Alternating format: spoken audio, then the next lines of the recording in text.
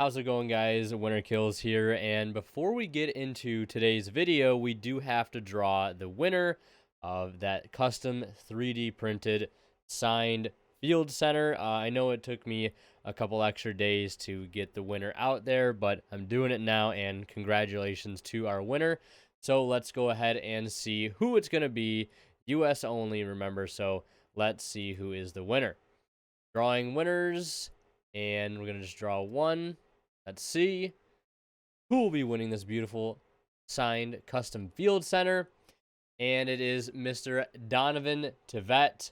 Be in contact with you via email to get your shipping information to send you this custom 1 of 4 3D printed field center. Thank you so much for entering the giveaway, and thank you to everybody else that entered the giveaway as well. So now let's get on to the video. What's up, guys? Winter Kills here, and welcome to episode 4 of the Winter Chills podcast. Today, I am joined with my friend Adam. What's up, guys? We have an additional person at the table today, Mr. Alex. What's up, guys? Finally good to be back after the first episode. Absolutely. We did that one back in, like, November, right? Or before November, ago. I think. That was a long time ago. About time. Seriously. So before we go any further, obviously you have your own channel. Did you want to go ahead and tell everybody what you do on your channel? Yeah, absolutely. So basically I just love to blow money on packs of cards, so I'm just ripping open packs of Pokemon and Yu-Gi-Oh! For now. If you like some good pulls, some good times, and some good music, I have all of that for you, so definitely come on, check it out. Yeah, absolutely. Some link great to content. link to his channel will be down in the description below, so yeah, definitely go check him out. 100%. Please do. But yeah, thank you guys for being here in my dungeon and Thanks for having recording a us. podcast. They're totally not here against their will. Please send help. Oh my god. But we've got a few topics, I should say, to cover, and the first one is going to be talking about like starting a YouTube channel, and we'll go from there, and then we'll go wherever the conversation goes.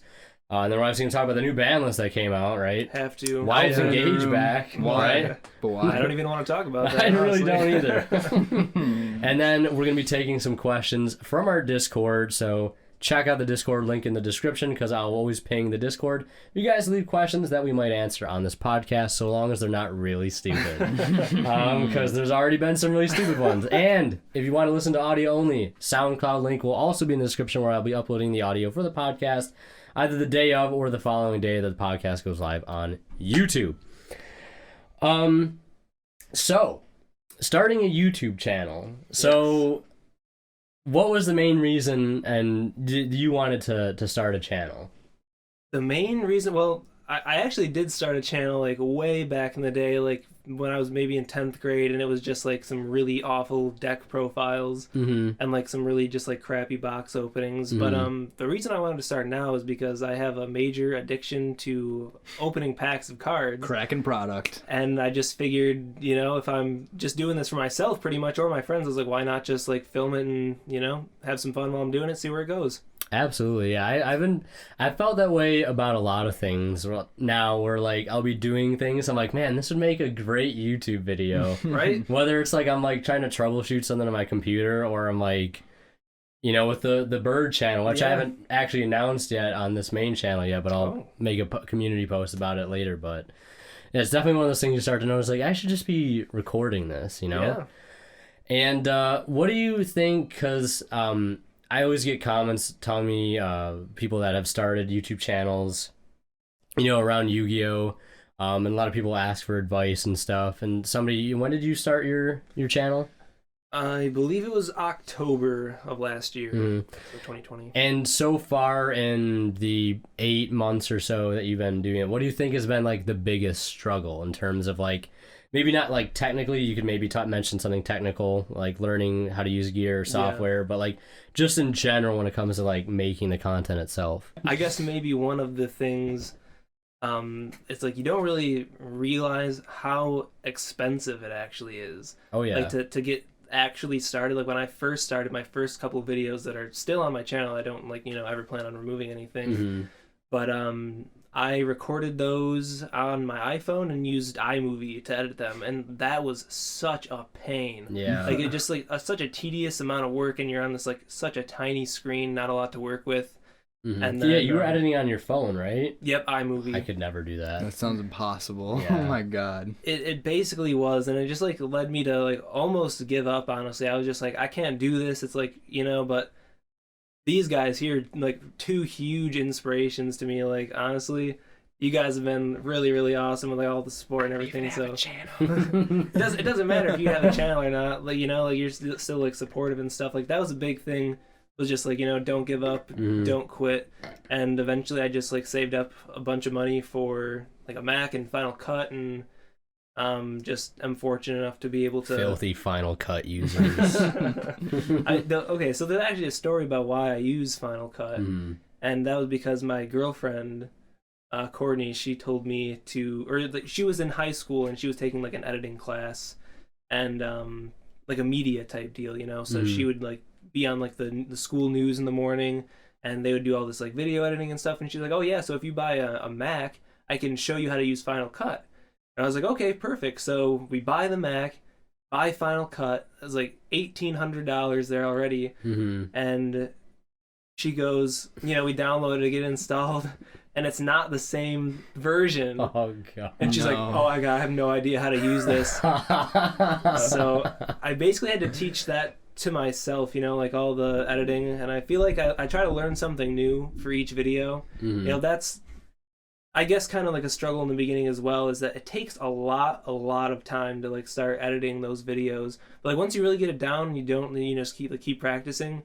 Now I edit them like pretty fast, I would say, but that would definitely be a struggle of starting, is just like learning a ton of new stuff if you've never done anything like it before. Yeah, like the unexpected, you said, like the unexpected startup cost sometimes can just be like huge, so much money, because here in 2021, like the expected production value, I feel like, of most YouTube videos has definitely gone up over the years. Oh yeah, like you can't have like 720p footage anymore. Nope. Because you could have great content, but it's still gonna turn off a lot of people. Because everybody's got 4K TVs now and phone screens that are 4K, and it just does not. I remember doesn't cut it. Yeah, I remember specifically. I don't know if you remember any of my very, very old videos, because I've deleted some of my old videos, and I know you said that you don't plan on. And my advice to you: don't ever delete those videos, because you'll be kicking yourself for it later. They're so funny. Because I filmed, I think the first video I ever filmed was a deck profile in my kitchen on a stack of tins. I had an iPod or iPhone, I can't remember what it was, and I had it on a stack of tins hanging off the side, and then something holding it down. And it was just filming a deck profile that, the way I understood how it worked, was like completely illegal in the terms of you remember my synchro deck, right? Yeah. Because the trap card, I don't know what it's called. It was called Urgent Tuning. Urgent Tuning. I've probably told this story on the podcast before, and the way I understood synchros at the time was that it just took a tuner and a non-tuner. You didn't have to add up to the total levels. So like Helica 5 Brack. Yeah, I was basically making link monsters before they were link monsters. And then I remember a friend of mine, Billy, told me that, that's not how that works. You can't do that. And my whole world shattered. He was like, no. Yeah. And I think another struggle too was figuring out how to be comfortable talking to a camera. Yeah, oh my god, yeah, for sure. That really took a while. And I remember one thing from you specifically, as I asked you for feedback on my, way back in 2014 for some feedback, and you're like, you say way too much. And you go back to some of the earliest videos on the channel, you'll hear me say in between like every other word. And I don't know how, to this day, that like anybody ever had like wanted to actually watch those videos and then also subscribe to that. Like, wow, this is great content. This guy can barely talk. This is some great content. It was terrible, and that's something I still find myself struggling with this day. Is like I've been trying to focus on actually speaking slower in my videos, because I feel like I still get, which might sound strange. Somebody's been doing it for like 7 years, and I still get a little anxious in front of the camera. Still get a little tripped up. Yeah, filming like one-on-one stuff. And I find myself talking too fast and I'll triple my words. And then I'm doing take after take after take. And I think the one time I did a video where I did 86 takes. Oh my goodness. Before I got it right. And each of those takes was like 1 to 2 minutes long. And I was just screwing up right at the beginning. And I just... I would have just quit. I just quit YouTube, you know? I'm just quit it all. All right, YouTube, you got it. Oh my GG, man. god. You know, before you move on to your next topic, I was gonna say, like, a good piece of advice maybe for somebody who's like trying to start out on YouTube, and this helped me a lot with the camera shyness, is like record your first couple of videos with your friends there. Yeah. You know, because then it's like you're not just alone in a room staring at a camera, because that's just awkward, you know. Yeah. But if your friends are there, you just make it like you're talking to them, and like it helps you like show your personality more. I feel like, because like when I first made my first couple of videos, it felt like I was just like a brick wall, you know, like talking to a brick wall. Yeah. But now I feel like I have a little bit more like personality, you know, so that really, really helps. Yeah, having another person there definitely helps to bring out a side of you that you might not normally always show on camera. Exactly. Right. Yeah, and that's what people like too, is that, you know, they want to see how you are actually as a person. So that definitely is a good piece of advice. Yeah, like trying to sound not scripted and more natural is something that I'm like in the process of doing, because I feel like in some of my videos I would like to just sound more laid back, talk slower, like I'm talking to a friend instead of like I'm trying to talk and look as sound and professional as I possibly can. Yeah. One question I had to ask you in particular, somebody who opens up a lot of product, Yeah. because that's something I don't do all the time, because I find that product openings do absolutely terrible on my channel. You're not wrong. Because they do awful, like compared to every other video. Unfortunately. Yeah, because I would love to do only pack openings, because it's just a ton of fun. It is really fun. But the one thing I've always noticed when I film the pack opening videos, especially with an opening that I did recently, which we'll get to later, I feel a pressure to really nail it, because when you're opening a box of Yu-Gi-Oh or Pokemon or anything, I always feel like there's this pressure to like, you only have one take. Right. Once you start opening things, That's it. once the box is open, you can't go back and redo it. Right. If you didn't think you were enthusiastic enough, or if you tripped over your words one too many times, or, you know, so do you ever feel like a bit of more of a pressure to like, you know, make sure you get it right for that one take? Because I know you've done like a deck profile on your channel before, and other things, but do you ever feel like more like pressure when you're trying to like, if you're opening like when you did the Abyss Rising set and those are sick videos. You guys should go check those out. Those are really awesome. Just like old sets. Yeah. Yeah. So did you feel like cool. extra pressure when you open those? Like, I gotta nail this. Like, this is Abyss Rising first edition. Especially if you had that really crazy pull. Like, you're like, this has got to be. You feel that pressure?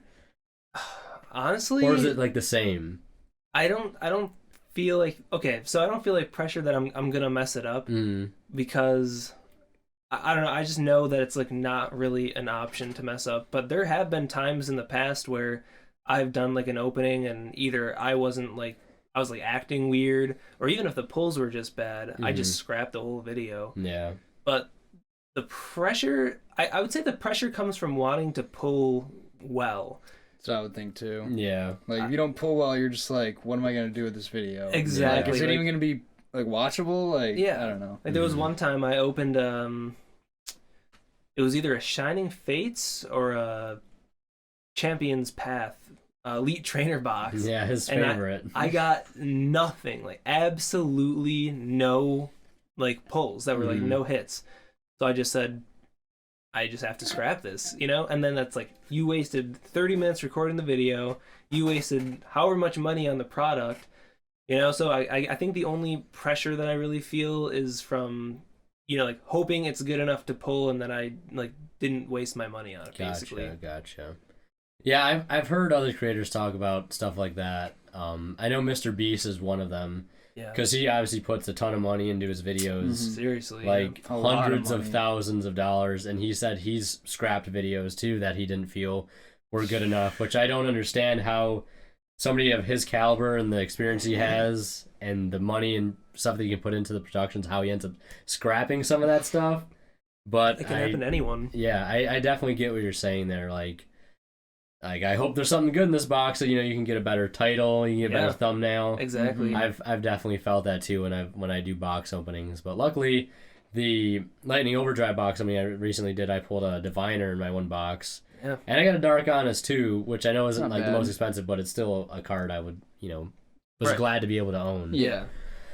So yeah, just wanted to do that little section because I feel like, there's definitely people watching that are starting out much like yourself, and it's definitely because like I could give advice, but my advice might be a little skewed as opposed to what I would have given, things that I was learning 5 years ago. But you're right there in that process, so I wanted to do that little segment. So now we're gonna move on. And we're going to talk about the ban list. We're going to open up the floodgates. Oh, God. We're going to bring Adam into the conversation. Yeah, I don't have a YouTube channel, so... I mean, you have to start one. We just gave you so much good advice. I might have to. Yeah, I got great advice. I got great support here. Exactly. I might have to. Sometimes that's what you need, support. You need a good friend like this man right here. Absolutely. Yep. Always got you, boys. But new ban list came out. I lost my ban list prediction video because it decided to drop on the 21st, 9 days before it was supposed to go to be updated. Yeah, you sent us the list like the night before the ban list dropped, and I was like, it looks like a good list to me, and then it dropped, and you were like, well, there goes that video. I said in the video, too, that I wasn't, that they'll never see the video, and there's a couple comments like I still want to watch the video, still upload it. I'm like, you guys don't understand. The video is not edited, and I'm not going to go through the process of editing it just so you can see an irrelevant video now. Sorry. So, yeah, it will never, ever see the light of day. I can assure you that. But LP was banned. Thank Lord. About time. Does anybody want to say anything about that? Or Bye. Is it just, yeah. Get out of here. I don't think anybody cares in this room. None of us play Dragon Link. Like, it's just like Harp Horror, which didn't come off the list. Yeah, like why? Why?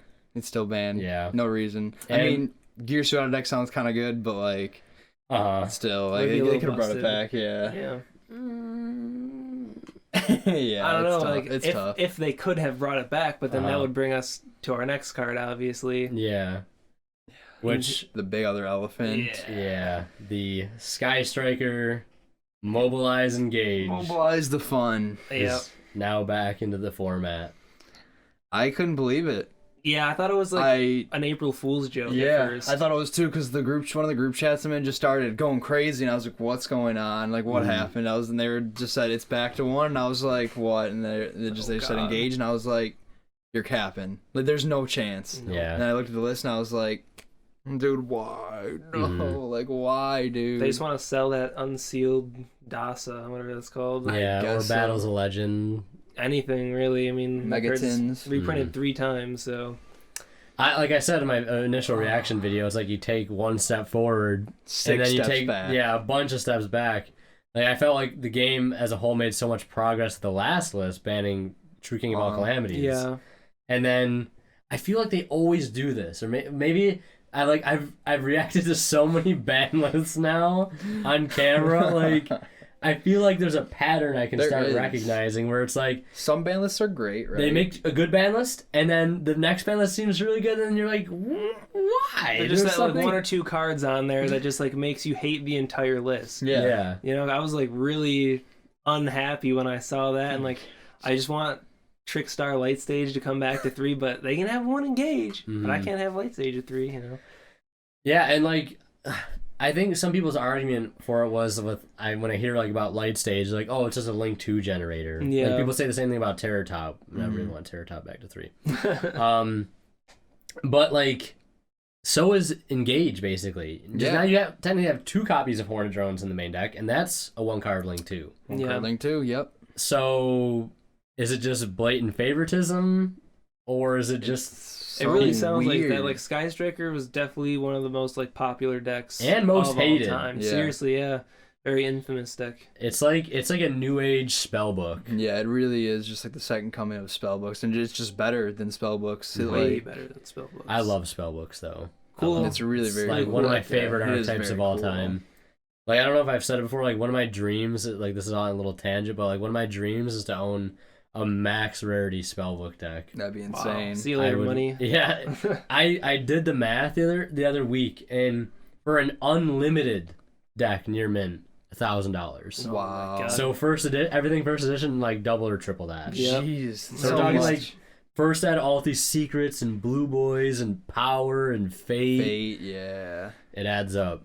Expensive cardboard. Yeah. Oh my goodness. And what was the other card that was banned? Dryden. Dryden. I What do you think I about? couldn't believe that they being brought a it zoo back player, for yeah. one format, and it was great. And I don't think it was really like that strong either. Like I guess it gives them extra material on a Zeus, but like Zeus is the problem card, not Dryden. Yeah. Like it just didn't make any sense to me. Like they unbanned it. I really thought it was gonna stay like for a while, but then they just put it right back on the list. Sort of like what was another card that did that? Like Snatch Steal for a format. They brought it back from a format that, albeit that was a more unfair card. Yeah, than Dryden, I think. I don't think you can compare Snatch Steal and Dryden together, but like, I don't. The Dryden hit was very weird. It just made no sense because I get it. They don't want like these old cards from 2017 being relevant, but then they unban a card from 2019 and it's gonna be super relevant again, played in so many different decks. Whereas you could only play Dryden in Zoo strategies or Tri Brigade, and that's it. Well, Engage you could literally put it in any deck. Anything, yeah. Like if you really want. And I wanted to ask you specifically because I know the last time I played you, you were playing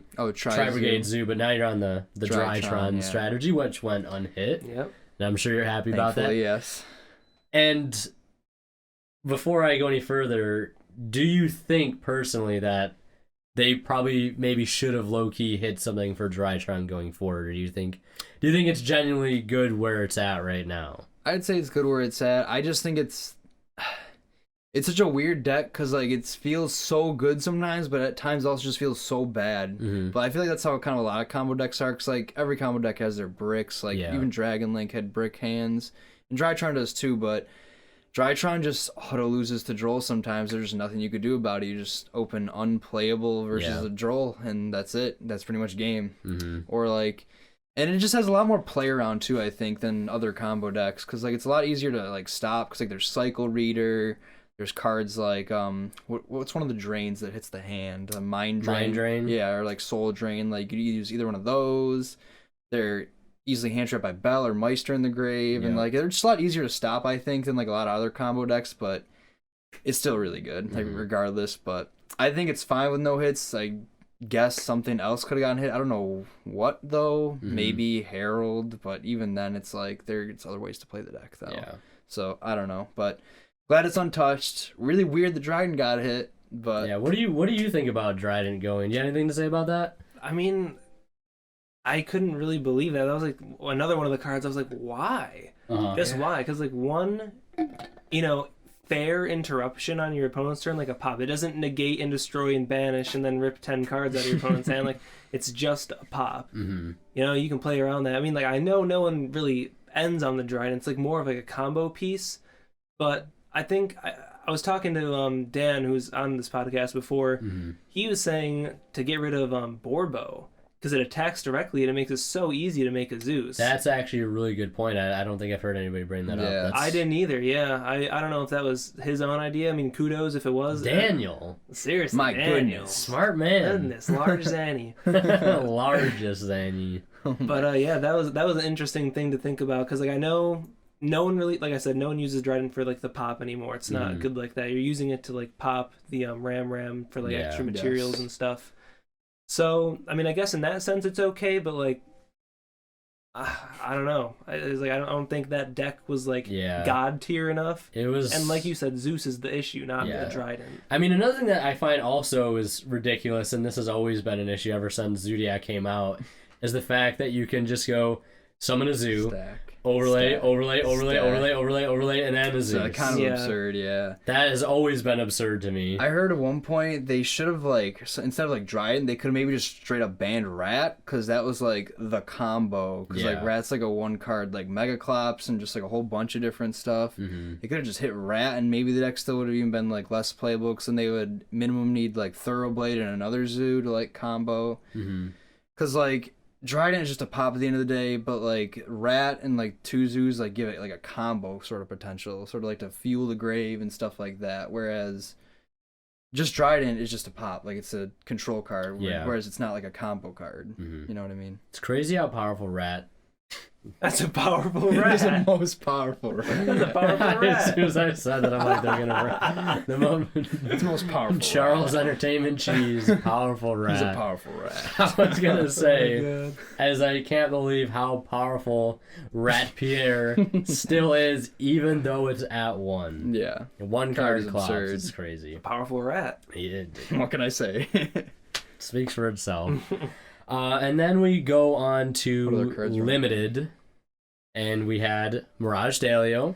I think everybody's What's happy up? about Yeah, that. yeah, I Thank think you. that's fair. Very good boost to salad. Now, this is an interesting thought that, kind of blipped into my head at a certain point. Oh, Into your really now? Into Wow. your head. And, because, I have massive IQ. My Huge viewers brain. know. You guys have seen it in action before.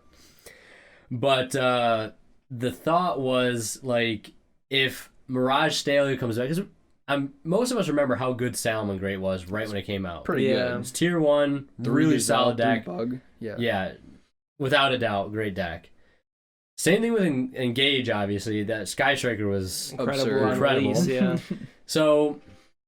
Part of me thinks, like, is everybody overlooking how good Salad could potentially be now? Because everybody says, "Oh, we want Mirage Staley back, but we all hate Engage." But then, is Salad gonna creep its way up and start becoming something like, "Oh, Mirage Staley was a mistake in a month from now," or do you guys think it's fine? Because I think it's probably okay. I think it's okay too. I don't think the card's gonna do anything too crazy the deck wasn't already doing, except maybe like a consistency boost. Mhm. That's like what I could see, which is a good thing because that's It'll- what the deck needed. It'll definitely be a consistency boost. Like, that card is really, really good. It's a really good card. But I think, like Mike said, it's just getting overlooked right now because Engage is back. So everyone's Yeah. going to be like on the Sky Striker train for now. Maybe Salamangreat will take a back seat for a little while, but I'm sure it'll top. Yeah. I'm Yeah. sure people start playing that again. Like, the trap cards are just, very good. Banlist prevent destruction. It is still a good deck, and now Mirage Daily with the bounce just got a little better, Yeah. Because I know you were saying something about the DB Grinders, one of his recent videos. I don't know if it was recent or not, but it was like Pendulum versus Striker, and Yeah, it was it was like Triff. Uploaded And you said today. like Striker, or like absolutely just ruined him, Yeah. right? Because like there's obviously like Striker's one of those decks where like people can play Striker, and then there's like people that can play the deck, like Yes. Johnny Lee, like that guy was like. He's like a savant when it comes to the Sky Striker deck. Like what he did, he went to like 3 different YCSs in a row, and like pretty much he topped 2 of them and bubbled this third Wow. with Striker. It was Striker Draco. It's like we Yeah, know the that's deck's right. crazy, but think how many people are the same way with Salmon Great. Yep. Because I think Salmon Great is one of those decks that is super rewarding. To the player, the better yeah. you are, and the more you understand the deck itself. So. 100%. Absolutely, yeah. Really see how many people start clapping cheeks with Salmon Great because It's gonna be nice. there's gonna be a ton of people that just dust the deck off and they're like, all right, I'm gonna go scrape locals right now. I don't care what people are playing. Yeah. They're gonna learn the salad deck and it's gonna be Yeah. really, really good. Speaking about that, I saw access codes were $140 on TCG. Just, yeah. I probably do. just I because have of that. mine still. I don't know if I really hope you do, because that's an expensive card now. because I think I was this close actually to selling it to somebody in my Discord for 70, Oh. and I hope to God it's still in that purple binder over there. I sure hope I it is hope too. to God it's in I there. think it's just because like Salad's obviously back. It's you make it in Striker to go for game, and like the Ad Ignister deck too. Like Yeah. they're both just all really good for access code. yeah. Speaking of Crazy. which, with like prices, I got absolutely screwed with like some yeah? recent sales that I've made because like the ban list came out and I just read, like I predicted the list wrong, sold a bunch of cards that I thought might get like limited. Like I had 2 ultimate rare invocations. I got rid of those because they started tanking when people were like, it was just like speculation, but that the Alistair engine should get hit in some way, shape, or form. So I'm like, okay, they were 170. When they went down to 125, I just got rid of them. But I'm sure they're right back up now because the deck didn't get touched at all. Which Doesn't is make any sense. mind-boggling to me. That was absurd. I can't Invoke believe Shadal is still a crazy deck. Yeah, that's gonna be still top. I feel 3 like at that least. deck could easily beat the Striker deck too. I could see it. Yeah, Cause like, I could see that deck also playing Engage. yeah, actually, why not? You just let's evil add booster another. Linda. Let's add another engine to the deck. Yeah. Why not? Shadal Invoke Dogmatica Striker. Like, Great. it just doesn't end sometimes with these archetypes that are all splashable, man. It's ridiculous. Yeah. I can't even fathom how they did not hit anything. Like, why is Winda still here? Or Schism. Why is Yeah. Schism still legal? Or why didn't like Apgalone get hit? Or why didn't Nadir Servant get hit? Yeah, Like maybe they're- Nadir to or one. Meltdown could have got limited or banned even. Like Meltdown's crazy. Yeah. It's like they thought and they typed up the list. You know what? It's because I was actually thinking about making a skit like this. They like rapidly typed up the list. Like one guy on like an old Mac from the 90s typed up the list and he hit enter and then they put the list out and he's like, fuck, I forgot about the invoke deck. Oh, Like- man. Frank like, Alistair again. like you're speaking about 2017 cards. Yep, still here. And yeah, Shadal, 2015. Alistair, everybody's favorite normal summon since Fusion Enforcers. Yay. Ridiculous. I mean, the point one of our friends made, Colin. Mm-hmm. See goody. Yes, See Goody 17. See Goody 17 on the DB grinder. Yes, sir. I mean, I guess it's an interesting point. Like, while it is a small engine, all it does is put up one negate, but it's pretty much free. So he was kind of like saying that, like, you know, other cards that get hit, like VFD, those are like LP as well. You know, those are like really strong cards that get hit. And while Alistair is still strong, I guess it's just like I don't know. I don't know if I agree. Slides with him, under the honestly. radar. It really does, yeah. And it would force people to, like, you know, play something different for the first time in their probably entire Yu-Gi-Oh career. 4 More than years. likely, yeah. Like, there's more to Yu-Gi-Oh than Alistair, guys. There really Come is. on. Consider not playing Alistair. You guys might need to go to Consider not therapy playing at this it. point. You really might. He's like that abusive boyfriend or girlfriend. Yeah, who it's just a keeps... very what is it? It's a toxic cycle. Yes. It's very Yeah, toxic. Just like all you know is Alistair. Yeah. Like they branch pick up a out. new deck like, how can I throw Alistair into this?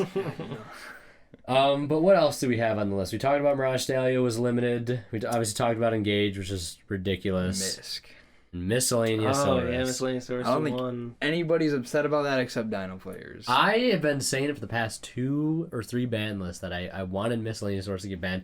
Everybody clown on me in the comments like, Winter, you're just bad. Miscellaneous Source is fine. But yet you have all these memes out there. Have you read Misk? Right? Have you read Misk? Have you read Misk? Like, yeah, I guess Konami finally read read Misk. Miscellaneous Yeah. Source, and They're like, wow, this card's pretty good. Why do we bring this back to Holy 3? smokes. Yeah, is that like... especially at 9 copies, it was at 3 Absurd. lost, 3 Fossil Dig, 3 Ovi, 3 The card Miss. itself. Yeah. Ridiculous. I was going to say, like, Mind-blowing. in terms of, like, cards coming and going off the list, what is the most... Like, what's the card that's, like, returned and, like, been banned and, like, limited is the most times? Do you think it is Miscellaneous Source?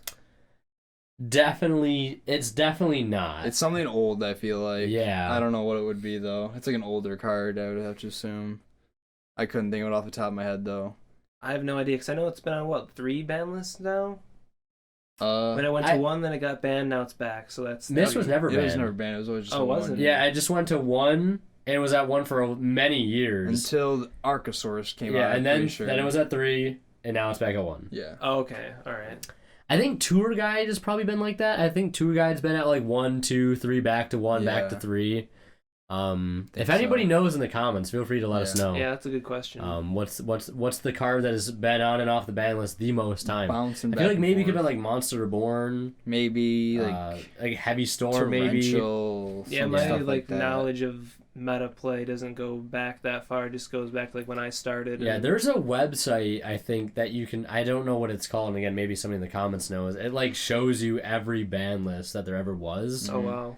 And it's a really cool website. I mean, I remember my brother was looking at it one time, and it was just really cool to see all the different ban lists over the years. As my Got a cat, visitor. my cat walks into the Got a room. little visitor What's up, here. buddy? I don't know if y'all can see him on the camera. He's under the table right now, though. We might be able to see him. And then the next card that was limited was Joker. Joker, Skullcrab Joker, which interestingly enough, I had that on my prediction list, but Oh, I put really? it to unlimited.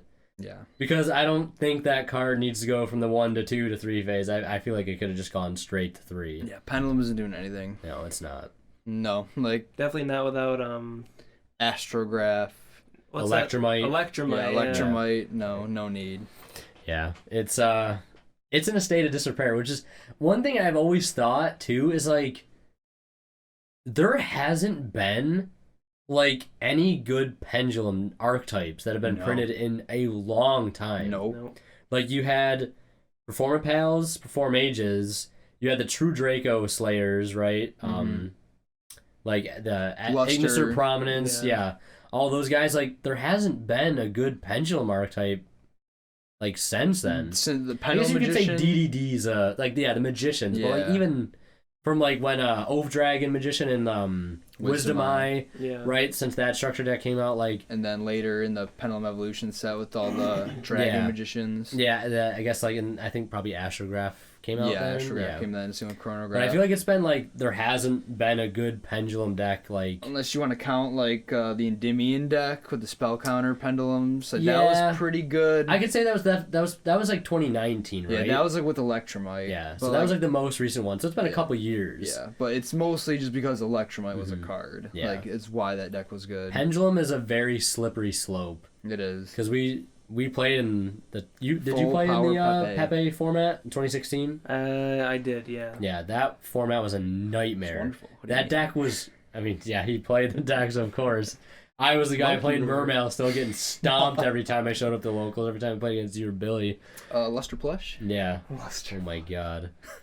PTSD. But Pendulum is a slippery slope. Even with the new master rules for Pendulum, it's still a crazy mechanic. Like it's still arguably the most like broken mechanic, I think. Next to Links. Links are pretty broken, but like Pen 5? Yeah. That nerf was definitely needed though. Like 100%. They just realized they're like, oh Christ, like we messed up bad. They have to be very careful with printing Pendulum stuff, I feel like, because there's already so many good generic Pendulum cards in the game. Yep. Like they had to be very, very. I remember playing against Metal Foes. Like deck was cracked. Oh my gosh. Magispector Kieran. Oh my god, that card can never come back. It's weird to say, but like it'd almost be refreshing to see like a tier 1 like a pendulum full strategy. pendulum strategy like Perform L's and Perform Ages. Like it would be nice. It'd be kind of cool. Just to, like mix things up a little bit. Don't make it tier 0. Just make it like good. You know, make it like the Do Re Mi chord. Yeah, the chord deck. Oh that deck was like hype on release just because they were all like. Pendulum girls. Yeah, they're all just girls. And then pandering. They they come out and they're just not known. I've never seen a deck profile for them. Yeah, it's just an awful archetype. You hate to see it. That recent set actually just nothing great in it. Like Ancient Guardians. The Snake archetype was cool, but it doesn't do anything. Same with the Ursa Arctic. Just like I like the artwork on those Ursa Arctic cards a lot. Though. It's refreshing to see good artwork in this game, man. Very lackluster effects, though. Just aren't really great decks. I thought the Snake archetype was actually pretty decent. It's decent, but it's not like... It gets an A+ for artwork, in my opinion. Oh, yeah, absolutely. Very cool deck. It looks cool. And the names are cool, also. Yeah, Nunu on that beat. Nunu on that beat. Ogdotic. It just gives your opponent... free advantage. Yeah. Like it just lets them like draw and discard. But it's an interesting dynamic though, because I remember when I was commentating over the one time, like there are ways in the deck that like it has built in to counteract the advantage you're giving your opponent. Yeah. Like the one effect that like lets you draw a card. Like the other one can snipe it right out of your hand, like the big snake guy, the queen or the king. Oh, okay. So like they have ways, and I feel like that would reward like good play, like for the the pilot of the deck. Just make sure like you have that guy out first before you give them that card because you can immediately punish it. Yeah, it is nice. It is weird though, like you said, to like it's giving the opponent advantage, and it's like an easy turnoff like to a lot of players. Like why would I want to let my opponent summon something from grave or add some like draw a card? Like why would I want to let them do that? But then, like, the deck's also got those built-in things to counteract. It might not be, like, still even, regardless, that good, but it's cool to see that it has that. Yeah. Very cool. And, that's it for the list, right? Except for, like... Well, yeah, we had... That was the other limited card was Joker. Then Double Iris went to 2. Who cares? And I just thought of a really good meme template the other day, too. It's, like, Mally alone in a room where it says semi-limited, and then... a door busts open and Double Eris walks in and he sits down at the table and he gets really happy. And then come October, he just like, oh, my time to go to the unlimited section and leaves, and Mally's all by himself again. No, Right. poor Mally. Apps in the comments for Mally, dude. Feel Never bad. will be at 3 again. No. I mean, maybe sometime he'll just be power creeped into oblivion and it'll come back to 3, and literally nobody will care. Because that happens to a lot of cards. Deep Sea Diva, Yeah. Tour Guide, all the Burning Abyss monsters, they're back at 3. And a couple years ago, I said, those cards come back to 3? You'd say, absolutely not. Yeah. But, They're back. yep. Anything's possible. And then Mhm. the craziest, most controversial hit or unhit on this ban list Unlim. in many years. Yeah, unlim in many years. The Yu-Gi-Oh community is tearing apart at the seams from this unlimited. Not engage. Not engaged, but it's symbol of heritage. And now I never thought I'd see the day where that card came back. Neither did I. Power Oh, Tool God. Dragon Rejoice. You can search 3 now and just add it to your hand. I didn't even Love think to see about it. that. Runs But to what deck reborn. is playing it? I couldn't tell you. I heard somebody mention in the comments for like Blue Eyes support Harpies. Yeah. and yeah. Harpy. Sure. Yeah. Cool. Great. Those decks don't do anything now, and they won't with Symbol of Heritage. The So last time that card was printed was in 2007. I just had a good idea though. Dark Revelation 4. wow. Yeah. Spiral. Viral. They're all super agent.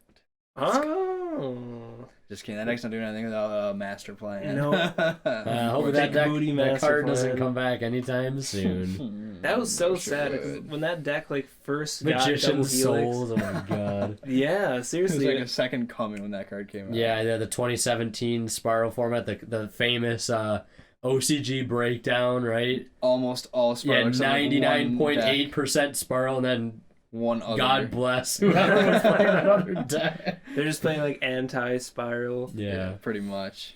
So yeah, that's it for the ban list. Now, something else that happened, I'll just touch on this briefly, is that the video should be out now. And if it's not, I'm just gonna cut this part out and move on to the next topic. But for those that remember, many months ago, back in October, I had opened those 4 Dark Revelation packs, and I pulled a Dark Magician to Chaos. I pulled 2 Ultra Rares out of 4 packs, 4 just loose packs. I don't know, like the odds of that have to be so astronomically low. Yeah. And I got the cards back from Beckett. They were graded, and they came back 9.5s. You guys better go watch that video. There'll be a link Right in the now. description. Maybe not right now, but after this. Yes.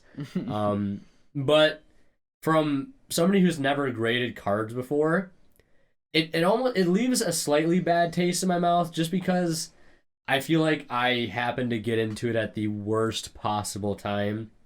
For those that don't know, Beckett Grading Services and PSA, Professional Sports Authenticator, they're like the 2 leading groups, and CGC I guess now too is coming up a bit.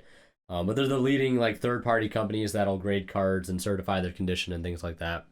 And it was my first time doing that because I figured this is a special occasion, a one-of card, an iconic card like DMOC. And I sent it in, and I had to wait 8 months for those cards to come back. For those that don't know, I had waited 8 months. And my original submission form was the 10 to 20 day service, Wow. Oh my god. which was about, I think, $30 per card.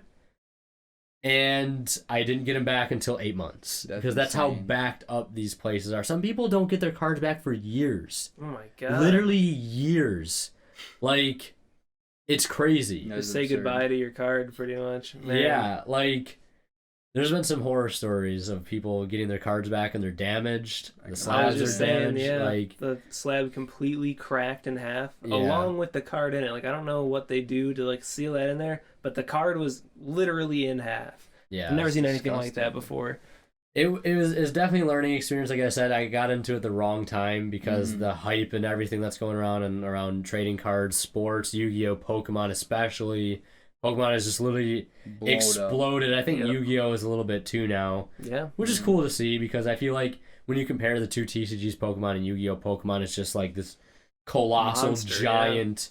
Even though Yu-Gi-Oh is such a popular, IP. It's just nothing compared to Pokemon. Yeah. But it's cool to see that it's on the come up a little Yeah, bit. it's on the rise again. Hopefully it That's doesn't nice. get to the point where Pokemon's at where Please don't. booster boxes are like double retail on release. Yeah, Because of scalpers and stuff, it's- Awful. Oh my I wouldn't Yeah. even doubt it that happens one day. Mhm. You know, so I hope not.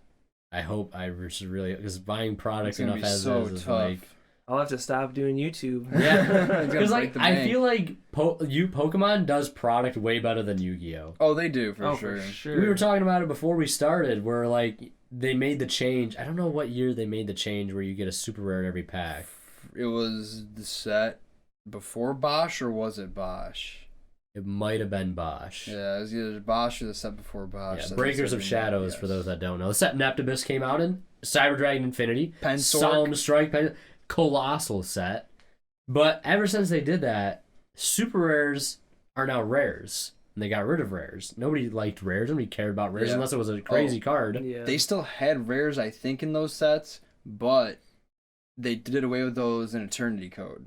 So they just started kind of doing away with the rares and like core sets. But now, like, the super rares have become the new they rare. have become Yeah. So the they've like rares. lost the excitement of people Yeah. that are always buying product for the chase. Super rares now are just like, Worthless. commons, basically. All of them are just. and I worthless, feel like yeah. ultra rares are kind of the same way. Yeah. Yeah, I Because of agree. these mass reprint sets they do that have like 90% filler, like Ghost from the Past. Yep. You know, some of the dual sets, The like gold series, the now gold the series. gold rares. Yep. like the There's- ultra rares, like they just lose that. Like pulling that DMOC ultra rare was like nuts. otherworldly. Yeah. Because in Dark Rev 2, you had super rares and ultra rares, and that was it. Oh, and then wow. everything else was common. There was no secret rares, and you're not guaranteed a foil in any pack. Wow. You're guaranteed a rare, but Yeah. that's it. Like you just get your rare, your super, or your ultra. And there was only like 8 ultras in a set that had over 200 cards in it. It's insane. So pulling something like that, even a super rare would have been like crazy. It'd Oh, be really yeah. cool. But now in modern Yu-Gi-Oh, it just feels like it's hard to get really excited. That was good, yeah. You know, like I feel like it's almost sad that it's boiled down to the point where it's like, you know, you're just the box is your 2 secrets. Yep. You just rip through the packs Yep. until you find those, That's and just how it we just open took now. like the magic away. You know, Yeah. like compared to like when I would open like recent sets on the channel, as opposed to when I did the Abyss Rising and the Shadow Specters. Like those sets, when you open them and you find your secret, or like maybe you get an ultimate rare, and Oh, yeah. the ultra rares are just like, it's just so much more fun. There's like so Uh-huh. much more suspense too, you know, Absolutely. because you know what you're getting. And now if you get like an air box, it's usually like you're missing a secret and it just feels bad. Yeah, Yeah. alright, cool. As opposed to like back in the day, like with your box where you got a secret rare out of every pack. Mm-hmm. The Secret Forces. Yeah. Shopping. Wow, I remember that. Yeah. That's a throwback. Yeah. Seriously, Secret yeah. in every pack. Secret Forces. With Mhm. 7 Necros and Ritual Beast you'll send you. Just a lot of pulling Valkyries money and out of a Trishalas. pack. Yeah, that was nuts. And yeah, like I said, Pokemon does it way better. Oh, for There's sure. there's a reverse holo in every pack, but like that's basically your rare. Yeah. And Yeah. then you've got your foils, your full arts, or your I guess they're like They're like super rares. your ultra I rares, guess. right? The They would just the be normal V cards. Yeah. And then you have your full arts, and then you have your secrets, and then you have like your gold. They Hypers. have hyper rares, gold cards, Alt arts. alt arts. Like Yeah. they do a really good job at like when you invest the money to buy the product, like It rewards you. you feel like not only the cards you're getting, but the experience as well. Yeah. Right. Because I've opened a few boxes of Pokemon that I've actually uploaded on this channel that are just unlisted at the time being. I think they're for members right now. But I remember like opening those was just like, it's just like crack. Yeah. Like I wanted to yes. go buy more sealed Yep. Pokemon and open it. I still want to right now at this Just, very like, moment. just get some chill and rain and And just Yeah. crack dude, it. that's I'd such a love to. fun set to open. Yeah. It's like all of those alternate arts, and I feel like that's where Yu-Gi-Oh really could get some more interest, is if they could like try to make some like full art cards, Mhm. like the alternate art cards that Yu-Gi-Oh has compared to the alternate arts that Pokemon has are just garbage. So Yeah. bad. The Phantasme Ultimate Art. Stratos, Alistair, they're so Who cares awful. about those? And I'm not Stratos gonna is just like reaching Yeah. from here.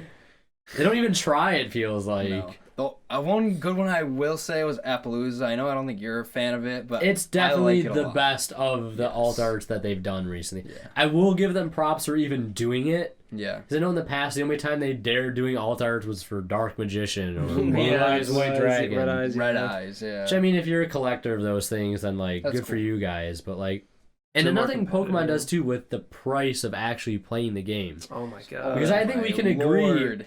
with playing Yu-Gi-Oh! Right now at a competitive Tier 1 level is Very expensive. You better have a good job or rich parents. droplets is still over $100, I It's imagine. about that, Access code. Talents, access code, Lightning Storm, Yep. even evenly matched and impermanence, they're Nadir still up there. Nadir Servant. Schism, Ecclesia are all money now too, Yeah, for like, whatever reason. You can't get those cards for any cheaper. And then with Pokemon, they have, if you're a budget player, you can get a playset of pretty much any card, like, except for the heavy hitters, really, for like under $1. Yeah. As where Yu-Gi-Oh! And then they give you the option, like, do you want to bling out your deck?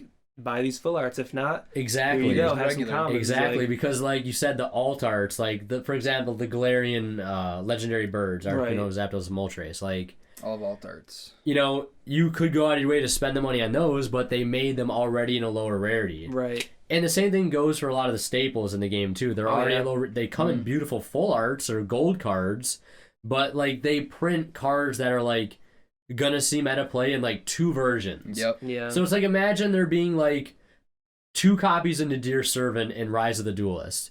One was like a secret with a different artwork Yep. that looked way cooler. Yeah. You know the artwork in Nadir Servant's already pretty good. Yeah. And then the other one was like a super rare Yep. Like that a had like a common- not good artwork like compared to the other one. Yeah. So like it would give the people that don't care about rarity that much like the option to get the cards they need to play competitively without breaking the bank, having to literally sell your kidneys in the black market. Literally. And then the people that are into either collecting will go after the really sought after high end ones. They'll crack more packs, they'll flood the market with the other cards, drop the prices collectively, and give a chase card to the set. And people want to bling out their deck, they can. They don't have to worry about a rarity bump because they already got the best rarity right there. And speaking of rarity bump, what the hell was that reprint of Forbidden Droplet? Secret rare to ultimate rare? That's not how you do a reprint, Konami. No. That is the opposite. You just spit in the face of every person that has waited since what? When Rise of the Duelist. Rise of the Duelist came out was like late 2020? It's like last year almost. It was this last time. summer, yeah. Yeah. Last summer, yeah. You just spit in the face of everybody that have waited patiently. They're like, I'll wait for a reprint. Oh, wait, there's a reprint. Oh, it's an ultimate. Oh, I'll wait for alright. another year. Yeah, right. I'll wait for the tins at Hopefully the end for of this year. Mexican this year. Oh, well, we'll see, I guess. I But can't. That do was ridiculous. Yeah, that was absurd. Somebody myself who still doesn't have droplets because they're so expensive. You're just Like, why? Why would they do this? it That's- also makes it tough for, like, people that want to start playing Yu-Gi-Oh, Yeah. Like, oh, sorry, yeah, you can come to this locals, but if your deck's trash and you don't have all these meta cards that you need that are only printed once or twice, and it's only an ultimate rare or Yeah, secret or rare, It's just secret like, rare. not gonna do as good. not gonna do as good. It's less fun, and then they're gonna, get clapped by the people that do have those Yeah. cards. They're gonna be like, well, this is just totally unfair. I'll never own 3 of these cards. yeah, it's definitely off-putting to new players. And I've seen people bring up Yu-Gi-Oh's problem in general with, new players and drawing Yeah. new Yeah. players. Because It's obviously, tough. for the health of any game, drawing in new people is really, really good. Like, we want to see the game succeed. Like, I Mhm. love the game, even though I have issues with it, and we all do. Yep. From time to time, but I want to see it succeed. I don't want to see it, I dread the day that they don't make my Yu-Gi-Oh God. cards anymore. That's gonna be a Seriously. very Like, sad day. What am I gonna do? Yeah, what are you guys gonna do? Even like me, who just like plays the game, like Yeah, like it's not like your entire life, Yeah. but it's a it's a decent huge chunk. part. Seriously, Yeah, like, it's if a I- really big part. If I And all the didn't play memories that come Yu-Gi-Oh, from it, oh like, my All the God, people yeah. I met through Yu-Gi-Oh, like Yeah. it's insane. Like if it just ended, like there's just no way. Like, I don't know what to do. let's just pray that it doesn't happen. Yeah, let's But, not do that. because we just like jinx it right on this podcast. Next day, there's a I mean, there was all those delays in those products. So like, Yeah. yeah, guys, factory shut down. We're not printing any more products. Sorry, guys. Ever. thrown in the towel. Have but- a nice life, guys. Yeah, Oh my God. they definitely need to work on some of the things that I feel like are very easy fixes to like just make the game more enjoyable for new players. And I feel like the first step, which they've done a good job in doing with the recent Master Rule, is stop introducing summoning mechanics. Yes, stop. We don't need Do any not. more. Yeah, Feel Lynx is good enough. Like, how do you one-up Lynx? How do you one-up turning any tell two ya. monsters into a monster that facilitates 2-3 interruptions like Yep. Alka Fiber? Like, I mean, I think it adds an interesting like touch to the game when they do that, and just make it like not so broken. I wouldn't mind if they took a step back, you know, because Xyz monsters are still played, Synchro monsters are still played, and like people still fusion summon. So like there can be strong cards and like anything, but just like make it a little less easy, or like make it really like archetype specific. yeah. And I think that's a big problem with Lynx is like you can play any Link card almost in any deck. Like they're just way too easily accessible. Yeah. Whereas like synchros, like they have their generic synchros, but then you also have like archetype specific ones where you just like can't summon them. But there's not a whole lot of Link monsters like that. One thing I do like that they do sometimes is like take different like spins on summoning mechanics. So like for example, like with True Draco, you could tribute spell or trap cards for them. I like that because like cool. it takes like a mechanic and then just like kind of Flips turns around on its its head. head. Yeah. Yeah. Sort of like the Flundries archetype even that's coming out. Yeah, Like, we can you talk just about that next. normal summon like 3 times in a turn. Like that's crazy. You're like With Earth's Arctic, Earth's like you Arctic. subtract the numbers instead of adding them together. I think that's or really like interesting. summoning Colossus even. Yeah. Just like using the Thunder effect and then just summoning it without a fusion card. Yeah. Like just That's spins on insane, summoning yeah. mechanics is like what I think they should be like trying to do a little bit more. Yeah, rather and than doing them in making the right way. new, Because, exactly. like you said with Colossus, like that was can get out of unfair. hand It was very really quickly. good, yeah. Especially it's literally a giant. Like Colossus was a mistake. Oh yeah, It literally is a mistake. was a And mistake. metaphorically, yeah. And Crazy. same thing with the Zodiacs. Like they kind of screwed up with them a little bit too. Like Yeah. I like when they put spins on it, but when they like make an archetype or a set of cards that completely disregards the mechanic itself, that's where you have a problem. That's a little bit of a problem, but yeah. I think that is the right thing to do instead of making like new different summoning mechanics. Yeah, absolutely. Because I think Links, like, with all, like, Synchro, Link, Ritual, Fusion, Pendulum, Xyz, all the 6, that's a lot of things to learn. That's a lot of things to grasp as a new On top player. of normal and special, Seriously, like yeah. 8 different summoning type mechanics. Like Gemini summons, which nobody ever Union uses, monsters, but unions, like That's all a those, huge turnoff. To flip effect, returning damage players. step, battle step, main phase 1, end phase, priority, like all this stuff. But Like, it's a children's card game. by the way. 6+, yeah. 6+ to play this You're 6 game. years old. You could start calculating Start Link summoning. calculating the stuff in the battle phase. Start and, entering the damage stuff. learning the damage step, Damage calc. end step, whatever it's called. Why like, can't I use impermanence in the damage step? It doesn't tell you. Oh, it has to negate an activation, not an effect. But you should Sorry. know that in this little Yu-Gi-Oh rule book we give you with our Yeah. structure decks. Those are so Yeah. bad. That's like, Trash. here's a normal summon. Like, that gives me nothing when I go to a tournament. wow. Thanks. Yeah. Thanks, dude. I will give them props, though, specifically for the Dual Devastator set.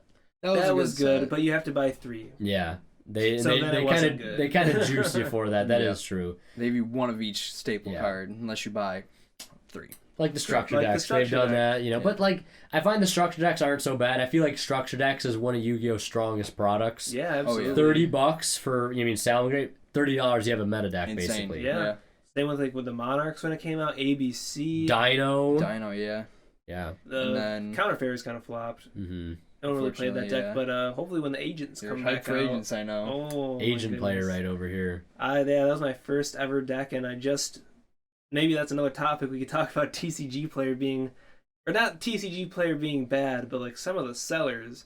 I just bought an entire like max rarity agent deck, Mm-hmm. and I had to message like 6 or 7 of the sellers just because of the cards. I know I was talking about this before we actually started, but just in terrible condition, like not even close to near mint. I saw like a meme on Facebook, and it was like, yeah, I ordered this near mint card. Like, so NM stands for not even close to mint. That's how it is. That's pretty much how they were. And like some sellers were really good. They were just like, oh yeah, I'm sorry about that. Let me give you a refund. But others were like, yeah, send pictures to this email address, and we may start considering like a refund for you. Yeah. I'm like, that's not a good way to do business. Yeah, no, I've had a few experiences on eBay and TCG Player where like you'll get a guy because usually I don't have a problem from big like verified gold star sellers on TCG Player because they usually have a good idea of like what to label as near mint. In TCG Player, a lot of people don't realize this, but they have a guideline on their site for what they believe is a near mint foil card, a near mint non-foil, light play foil, etc., and all the way down to damaged. Yeah. And like I feel like a lot of people that jump on TCG Player are people that are looking for a quick cash grab. You see it all the time. You see scalpers, tons of new accounts created all for the selling time. new cards all the time. And these are the people that don't have a true grasp of like what an actual near mint card is. They've been like, oh, I've had this card in my binder for 5 years and now it's $100. Like, I'm going to list it as near mint so I can get that premium price. Yeah. And, you know, people that are spending that kind of money are really looking at the card, making sure it actually is near mint.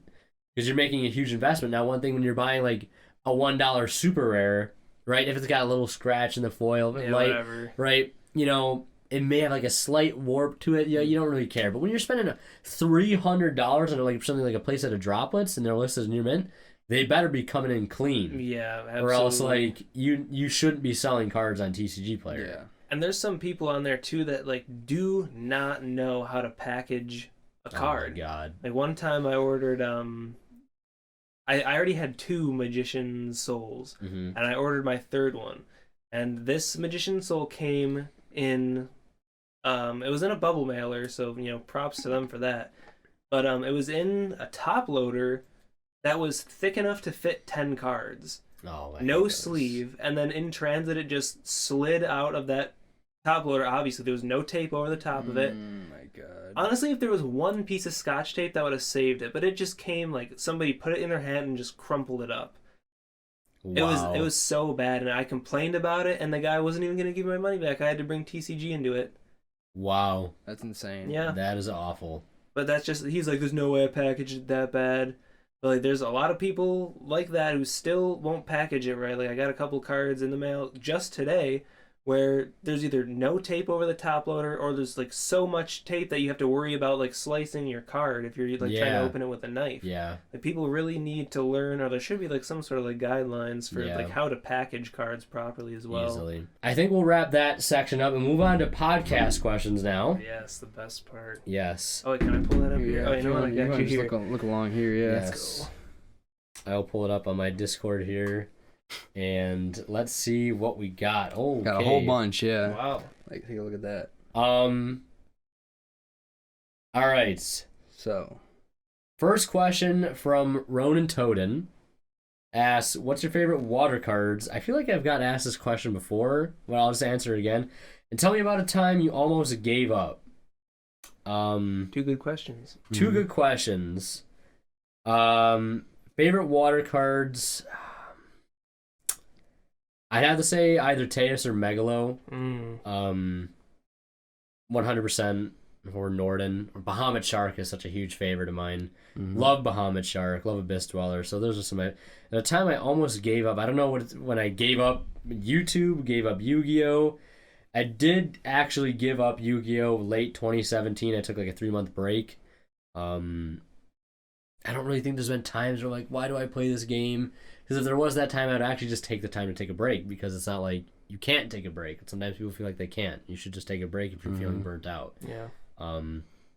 Is there any other times you guys? Because I know you've been playing through it all since we started. We got back in 2014. I've just been playing pretty consistently. I just haven't really feel like I ever wanted to give up playing, you know? Like, maybe I felt like less invested in some formats, like the Metal Foes, ABC format. I just didn't really care about that format, so I just went to locals, but like didn't really care how I did. But yeah, other than that, no, I've been pretty much in it since the beginning. Yeah, same here pretty much. The only time where I was like really bummed out was when I was just like the Trickstar duelist. Like, everybody knew me in locals, like the Trickstar god. And Light Stage went to 3, and I was just like 1. or one. I wish it I was went to gonna say 3. 3, wow. It went to 1, and I was just like, wow, I just like don't even want to play this game anymore. Yeah, I remember that. Because like, sad. but I just would like hop from like really bad rogue deck to rogue deck, and like finally, I didn't get like an actual good meta deck until Dogmatica came out.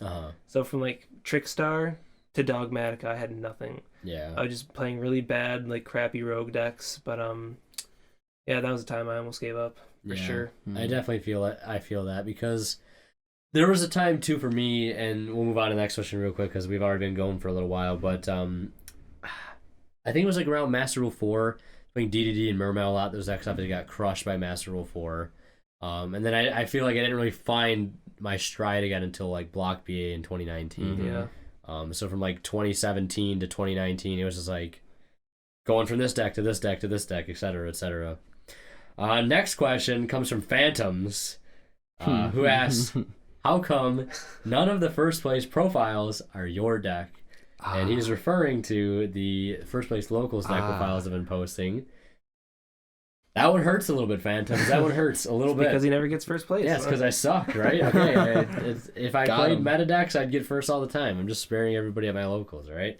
I have uploaded first place deck profiles of my own. I uploaded a first place Earth Machine deck profile. Thank you very much. I've uploaded first place Block Dragon BA deck profiles. Thank you very much. We'll move on from there. And Mech Knight too, I believe.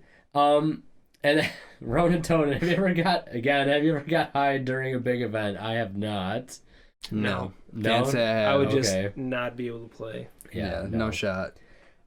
Slaw Bunny, why can't you record the podcast on a day I don't have to work so I can join?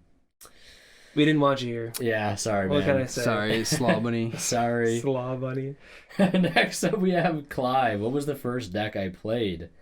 First deck I ever played when I got back in was actually Cyber Dragon.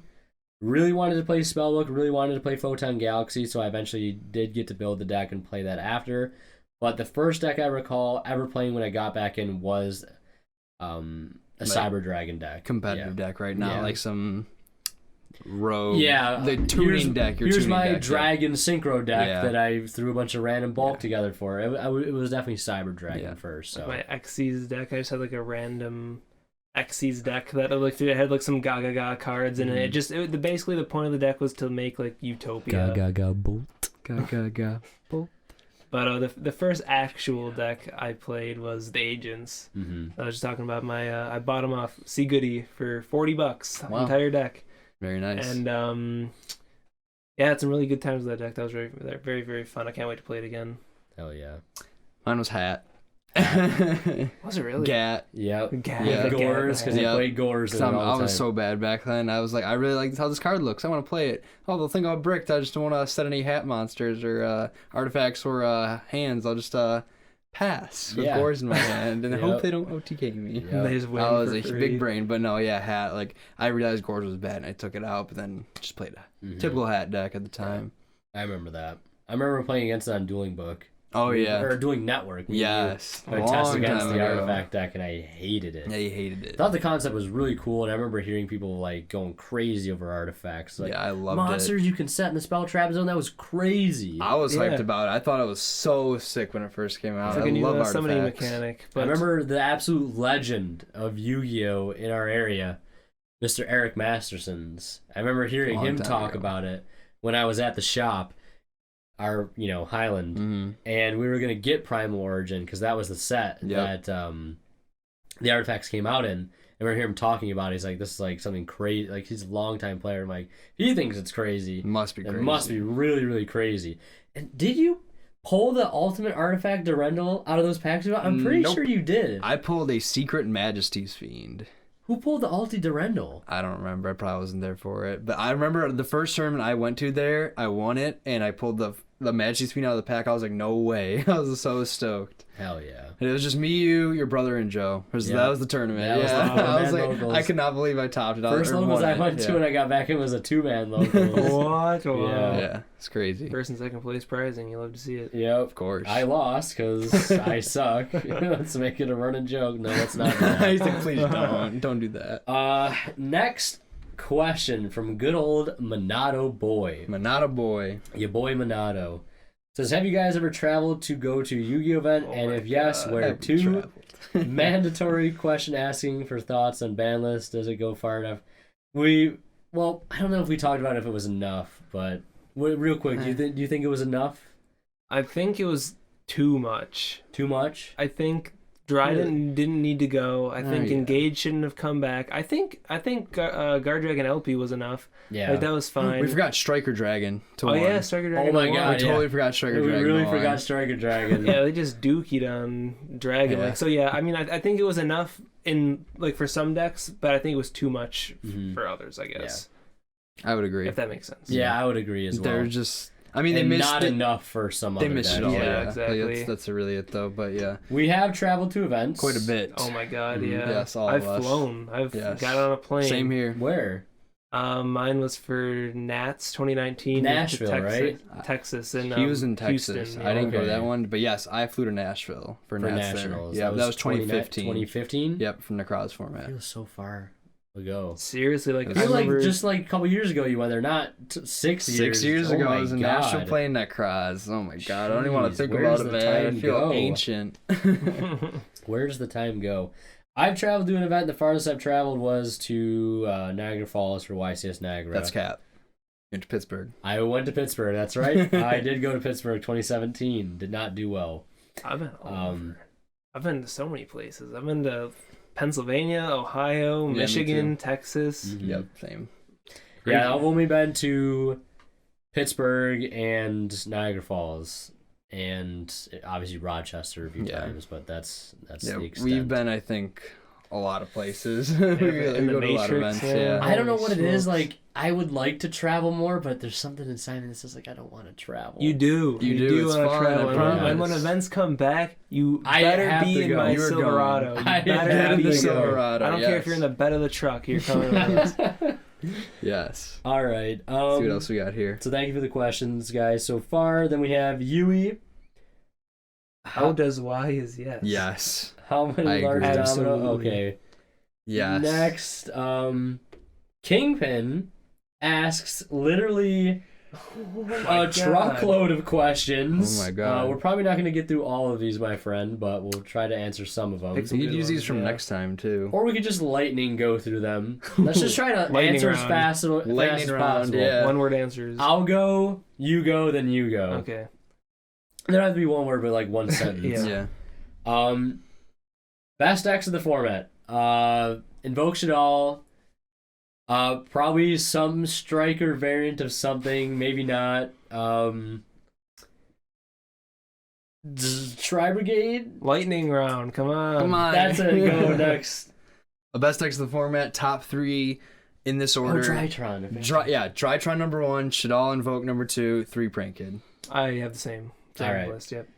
What procedures are gonna be? I don't know what that is. Limit cap. I don't know what that is. Maybe any open. Oh, for physical events to open up soon, like how is it going to be? It's basically what he's asking, I think. I think there'll be a cap. Yeah, Absolutely a cap. definitely a cap. Absolutely. and everything's going to, I think, open even like in EU. Thoughts on product delays and how some of our product has been lately. It sucks that they're delayed, but I can understand why. I hope it comes back, and hopefully the product gets better. Couldn't have said it better myself. Yep, absolutely. yeah, All right, I wish, perfect. yeah. Sleeve manufacturer tier list. Imperium, Of course. Dragon Shield, KMC. All right, KMC's above Dragon Shield for me. Well, KMC's actually on the top because that's all I use. Sorry, I don't use your. I would have to put KMC above Dragon Shield. Yeah, Too, actually. KMC. I really don't use Imperium sleeves, so I don't really have Mhm. like much of a thing. Dragon Shield, Ultra Pro. Those are like top 4, I think. Dragon Shield, Dragon Shield, Dragon Shield. Diehard Dragon Shield fan. All right. How are good decks determined only by the staples / Some of these questions I can't even read them. Yu-Gi-Oh snowballing really hard. No. No? What does that mean? Is it just going out of control? No, I Like, don't think so. Uh, I think it's fine. yeah. It's fine for a little It's bit. okay. Yeah. Game accessibility, price, and Kinda talked complexity. about Too much. We kinda talked about Yeah, that we already already. talked about it. Favorite archetypes: Mermail, Mech Knight, Burning Abyss. There's so many good ones. Necros top number 1. I also really like. I don't know. I can't put me on the spot like that for archetypes, man. Yeah, I don't know. Quick, I go, can tell go, you. go, go, lightning round. Necros is my favorite. Blackwing, Trickstar, Prank Kid, Inferno. All right, you've too much time. We're moving on to the next question. Lightning! Something you would like Konami to change, do. Everything. Fix up rarities, make it like Pokemon. That and make your products Not suck. just not suck. Like goes from the trash. Yes, it goes in the trash. And then Yeah, my turn. Lighting. Just get like make starlights not a thing, or if you do, make them more accessible, like how Pokemon does it with their like secrets and sniper rares. Yeah. Okay. Boom. Where to purchase product? Game stores, websites. Always go from your local game store if you can first, but TCG Player and eBay. Yep. Yes, correct. Maxi, no. Yes. No. Nostalgia moments from physical events. Playing Snatch Steel and Hidden Arsenal and Blaster Dragon Roll Infernos at a regional with Infernoid. Topping my first regional ever went to with Necroz and only losing to Yosenju. I have two. The first one is also going to my first ever regional, getting 14th place. I was playing Grass Infernoid with some zoo cards. And then second one was when I got second place in Garden City, Michigan. I was playing Trickstars, and my final match was a Trickstar mirror match, but the guy that I dueled was dressed up like Jesus. Wow. All right, next Incredible. question. Scalpers, how much do you hate them? A lot. Very much. A I still lot. need a PS5. Yes. Favorite playmats, art / design? Obviously, my Blazing Imperium. Permafrost playmat. Yes. Gas. Most like incredible playmat I've ever seen, honestly. But Wait, also look the good Solemn... right here, right now. Yes, the Solemn Solemn War. Wars playmat is Solemn also War. very good. And the Smash Brothers one. And the Smash Brothers one. Big Yep. shout outs. How much longer to stay in the game? Is the game in a good place? I Yes. think so. I'll play as long as I possibly can. Yeah, it's in a fine place. I don't plan on going anywhere. Drive to events or fly? Pros or cons? Flying is more expensive. I'd rather drive because I hate flying. Driving is fun, but if it's very far, I'm going to fly. Yeah, I agree with that. And flying is just way too expensive. Rather drive in the Yes. truck with the boys. Thoughts on rush duels coming over and if speed duels were side? Don't care about either of those Don't things. care. Don't Nope, care. in Don't the care. slightest, Just want to play meta. What would I do for a Klondike bar? I'd rather not disclose on camera. Yeah, we're So not I gonna don't talk even about like that. Klondike bars. Yeah, not a fan. Do pink / purple cards / decks require skill? Yes, they Such do. Purple. Trap decks. I think Amazement Oh. definitely does. I think some trap decks Yes. more than others. Yeah. Yes. Thoughts on prize / participation prizing and rewards? Is it good enough? I think participation prizing is good, but like grand prizes I think could be way better, and they Could should definitely include do way cash better. prizes. Absolutely. Yes. My God, this cardboard is getting expensive. True. Use code Ridiculous sent off for 10% off your entire order of Imperium. Let's go. Absolutely. Yui says tell Saturn to check his Discord. I'm sorry, Yui. Am I a gamer? Yes. Yes. Am I a gamer? Where is Yes. that question at? from You're a gamer. from academic. Oh, there he is. Yes, I definitely am a gamer. Doesn't get. We all love playing Apex Legends. It's our favorite game to play right now. Yes, sir. I would say Apex. so, yeah. Does engage to one warp the format? Does it not matter? And if engage and stale come back, what is keeping Harp on the list? Dude, I have no idea what's keeping Harp on the list, and I don't think it's gonna warp the format. nope. I think they'll be good, like, solid contenders again, but it's not going to be, like, everyone's losing to Sky Striker Yeah. because of one engage. It's gonna be a pandemic The of strikers. last question. What do you think of As the Master Beast Pleases in relation to Mech Knights? Custom card here. Let's see. No, this is a real card. No, it's not. Yes, it is. No way. Yes, it is. What Go is on it? Wikipedia right now and look that card up. What As is- the Master Beast What Pleases. does it come out in? I don't know, but it is a What? real card. No way. Yes, absolutely. As the Master of Beasts What? pleases. Yeah. Zyalsh is a Mech Knight Lord. I know he wouldn't Yeah, send oh a my custom God. card. What? Told This is a you. real card. He does what he wants. Yeah, once per turn at the start of the damage step, if your monster battles an opponent's monster in the same column, you can return all cards in your battling monster's column to the hand. I don't think that's very good. I don't think... In Mech Knight, at least. Yeah, you don't want them on the board. Yeah, I think... Especially to, like, negate the spell and monster effects, like, with secrets and the other card. Yeah, Secrets and Whispers. Yeah, I Yeah. think the only thing it has going with Mech Knights is because it has column shenanigans. Yeah. I Like, think maybe, I could like, see why you could S-Force associate might be it with- better with that, because I know Yeah, it's so doesn't column stuff. Spriggans, like, columns or, like, being, like, parallel with cards I or have something? no idea. I think it's just S-Force. Yeah, definitely S-Force. There was a recent archetype, though, I can't think of it, that had, like, stuff or adjacent to it. Oh, like, what's it called? Weather Painters. Yeah, I hate that deck. I know, it's your Or favorite deck. adjacent. That was so confusing. Yeah. It was, like, Adjacent. Yeah. They're using too many big words for me. I know you Like, love your this is Weather a Painter children's strategy. card game. What's going Yeah. on? And those are the rest of the questions. So thank you to everybody that asked questions. Yeah, thank you. Kingpin, don't ask that many questions next time, but I appreciate all the questions nonetheless. Also, don't type them at breakneck speeds because some of these questions I can't read. But I think that's going to wrap it up for this episode of the Winter Chills podcast. It was great. I hope the audio's not scuffed. Please. I'm sorry. I'm We're really praying here. to this camera, to this camera, to this camera. I hope I don't screw the audio. It should be So all these clean and mics are crisp. good, yeah. Yes. Wonderful. Because people are thinking these microphones are just fake props, but they work. I assure you, they work. They work. No, Trust they me. definitely work. But thank you, thank you guys for Yeah, thanks for Thank having you. us. Yeah. It's always fun. Let me Flex just on it flex real quick. Let me show this real Yeah, quick. show off the ice. You're gonna freeze the camera with it that close. Sorry if I just Let me Peeked the mic. Good deleted the job. mic. manual focus here. There we go. Oh my god. Hey, you can check that out on my Instagram at TCG on Instagram. You absolutely can. Link to that will be in the description as well. Check out his YouTube channel. Check out his YouTube channel. Wait, you're already Wait a checking out minute, his you're already YouTube here on this, so that means just go to mine. All right. So yeah, thank you guys for doing the cast with me. I appreciate it. No problem. Thanks for having us. This is No great. problem. Dude. My pleasure. Thank you guys for watching. And reminder, the podcast is on SoundCloud and everything. So yeah, thank you guys for watching Or listening. or listening. And we'll see you guys in the next one. Peace. All right. And last but not least, a huge shout out goes to all of the YouTube members that support this channel, and a special thanks, of course, goes to our Divine level channel members, and they are Cadillacs 84 and Pony Stark. Thank you guys so much for your generous support of the channel.